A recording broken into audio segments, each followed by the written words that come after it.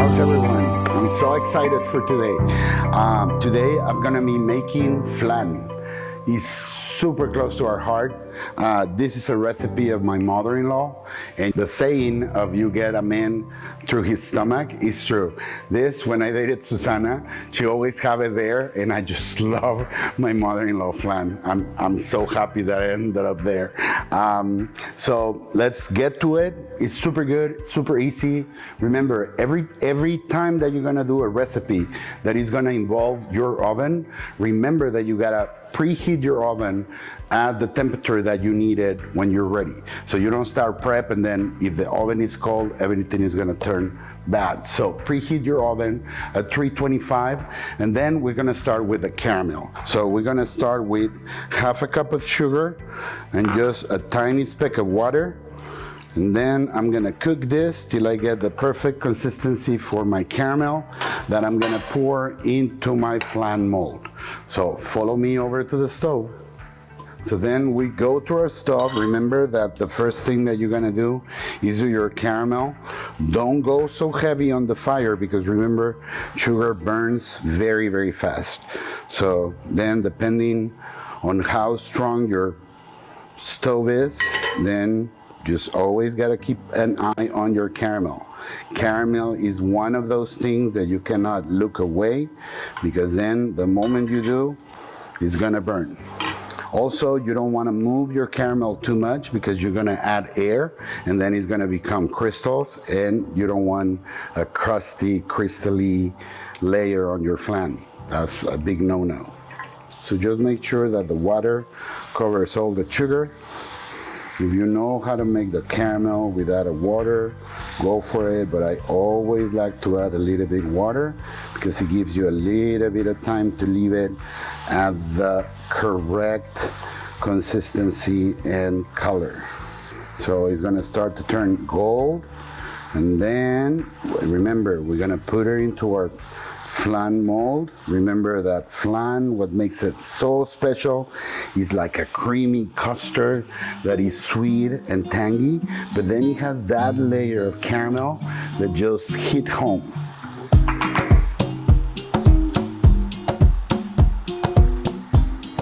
Remember that your caramel, you gotta cook it at medium high.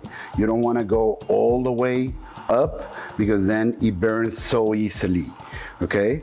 So then you always got to keep an eye on it and go medium high so you don't have to wait a lot, but then always be aware. And while I'm cooking, always when I do caramel, you're gonna start smelling the burnt sugar that is just gonna open your senses, in which that the flan will be something that you do more often. Don't be afraid of it, okay? It's a very easy recipe, and see how it's starting to go gold.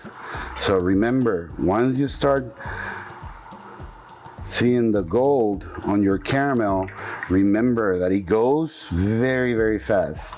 So it goes, remember, for like 1 second ago, it was totally clear, and now it's already there.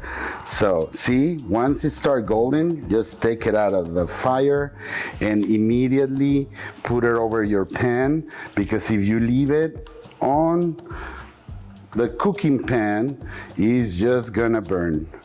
Once you have it there, be very careful. Caramel is super hot, so grab a pair of gloves, and what you wanna do is you're gonna do a layer of the caramel all around your pan. So when you grab it, kind of like just go around. You see how beautiful, and you see that color? So what you want is just like go like that, make a little round, so it will look sexy when you finally cook it. Some ridges on the side, play with it till it gets cold, and then you're gonna have your caramel layer, okay? So then we're gonna move this away, okay? We're gonna put it over here, and then I'm gonna tell you what is my mother-in-law's secret of her perfect flan. Okay, so we're gonna get the mixer, and her secret is cream cheese. It makes it so smooth, so tangy, that you're gonna love it. So just try it, okay?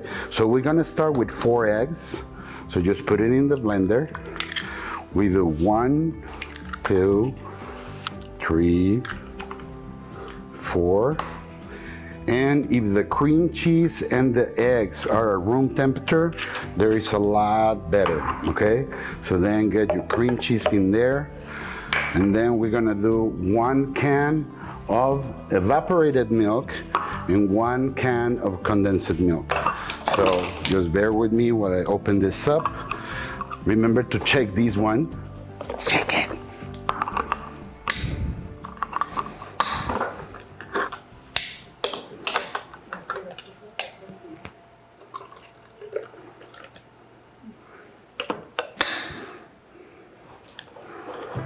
And I just love la lechera. La lechera brings back so many memories. Remember back in Mexico, they used to sell these little mini lecheras that you can take to school. And man, when you get that recess, oh my God, I couldn't wait to get to recess and eat my lechera.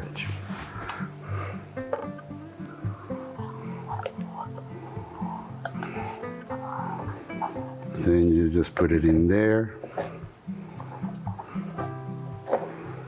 And then make sure to scrape everything. And then we're gonna add a dash of Mexican vanilla. I find this one to be very good. It's organic and it comes directly from the state of Veracruz. So a dash of vanilla. Use a good quality vanilla. It makes all the difference. So then I'm gonna mix this till it's very smooth. That is the secret of a perfect flan. You have to make it smooth, otherwise it's gonna be grainy on the inside. So I'm gonna mix this up and I catch you on the other side. So now, did you see that it's super smooth? Okay, so you don't want to get all that sugary crust on the bottom of your pan, like a little hole in there. You don't want to miss a spot. So use a spatula, and when you pour your mix over it, then go like this, so it doesn't get rid of that. Look at that, it's just perfect. Perfect amount. Okay, so now we have our flan there, and remember, flan is a custard kind dessert that you gotta cook it in a bain-marie. So I'm gonna use, this is a 6-inch pan, and I'm gonna use a 10-inch baking pan that I have with water, and that is where we're gonna make our bain-marie effect. So just grab it very carefully. You have to have hands of steel. And then if you think that it has to cover at least a quarter of your pan with water, okay? And now we're gonna bake this at 325 for 1 hour. So join me over here at the oven so you can see this beauty go in.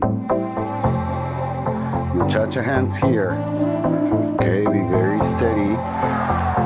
And then we're gonna put it right in the middle of the oven.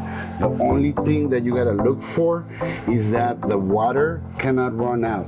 If you see that within an hour it's running out, just pour a little bit more. Be very careful so you don't burn yourself.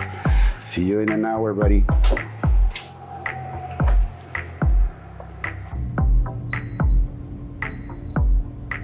It's ready. So good. And even though it's jiggly, it's just a matter of cooling it down. Hold on.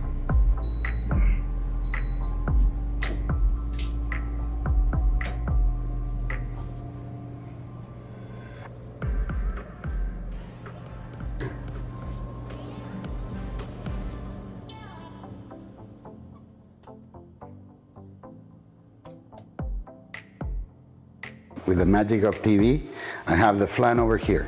It's very important to look for it and make sure that it doesn't run out of water. Once it's done and you see like a golden crust, Take it out very carefully, don't get burned with the water, and then let it cool completely.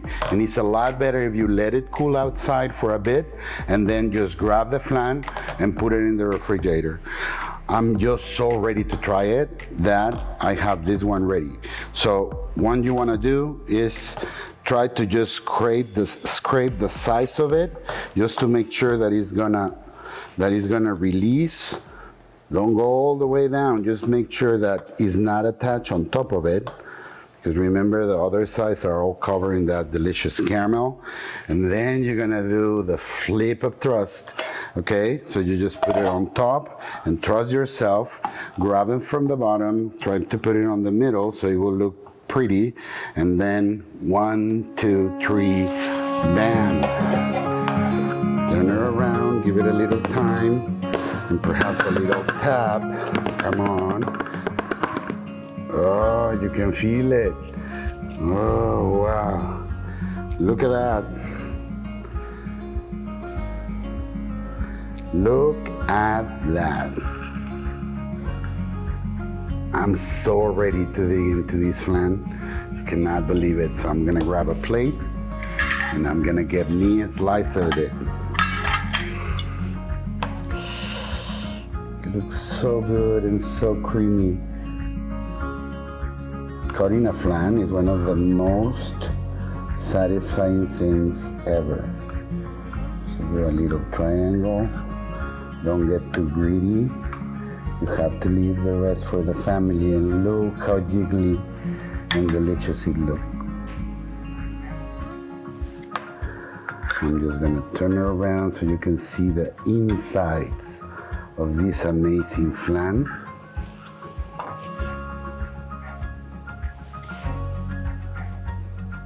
I hope you try it at home.